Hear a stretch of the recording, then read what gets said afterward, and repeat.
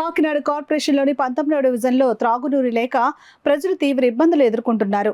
గత 10 రోజుల నుండి 19వ డివిజన్లో త్రాగునీరు సరఫరా కాకపోవడంతో అధికారులు ప్రత్యామ్నాయ ఏర్పాటు చేయకపోవడంతో ఆ ప్రాంతంలో త్రాగునీటికి తీవ్ర ఎద్దడి ఏర్పడింది. కాకినాడ కార్పొరేషన్లోని 19వ డివిజన్ జగన్నాథపురం గోలీలపేట శివారు ప్రాంతంలో కార్పొరేషన్ ద్వారా నీటి సరఫరా లేకపోవడంతో ఆ ప్రాంత ప్రజలు త్రాగునీటి కోసం తీవ్ర ఇబ్బందులను పడవలసిన పరిస్థితి నెలకొంది. గత 10 రోజులుగా త్రాగేందుకు గుక్కడి నీరు లేకపోవడంతో మహిళలు ఆందోళనకు దిగారు.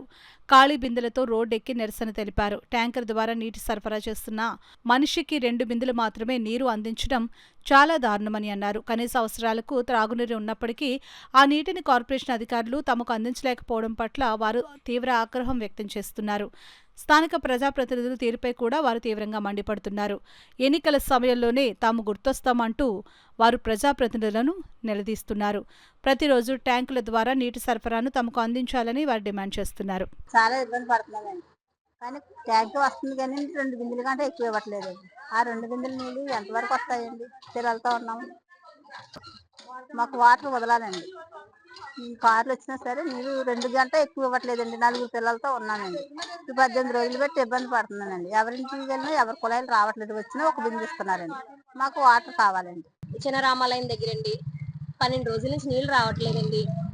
ప్రభుత్వం ఏదైనా ప్రజలకు మంచి చేయడానికే వచ్చిందండి, కాదనట్లేదు. కానీ నీళ్లు ఎలా సార్? మాకు తాగడానికి నీళ్లు లేవు అసలు. ఒక ట్యాంక్ వస్తే ఒక వీధికి ఇవ్వట్లేదండి. ఒక ట్యాంక్ వచ్చి మొత్తం 3-4 వీధులకి 2 బిందెలు ఇస్తున్నారండి. అవి కూడా మొహాలు చూసి ఇస్తున్నారండి. అది కరెక్ట్? ఆ 2 బిందెలే ఇస్తున్నారండి. అవి కూడా మొహాలు చూసి, ఒక బిందె కూడా ఇవ్వలేదండి. ఇన్ని రోజుల్లో మేము ట్యాంక్ లో ఒక వాటర్ చుక్క పట్టుకోలేదండి. బయట నుంచి కొనుక్కుంటున్నామండి నీళ్లు. జనాలు అందరూ కటకట్లు ఆడిపోయి చచ్చిపోతారండి. చిన్న పెద్ద నీళ్ళు చుక్కలు లేపట్లేదు. అది పద్ధతి అసలు చెప్పండి. చచ్చిపోతాం మేము ఓట్లు కాదు, ముందుకు వచ్చేసి నాకు ఓట్లు వచ్చండి, మేము అందరూ నిలబడిపోతాము, మేము అందరూ చేసేస్తాము. నిద్రలు ఉండలేదు. ఆ నీళ్ళు చుక్కలు అన్నం లేకపోతే ఆ నీళ్ళు చుక్కలనే ఉండాలి కదండి. మాకు అన్నం లేకపోతే ఆ నీళ్ళని తాగాలి కదా. ఆ నీళ్ళు తాగే బతకాలి కదా. తిండి వండుకున్నాక నీళ్ళు ఉండాలి.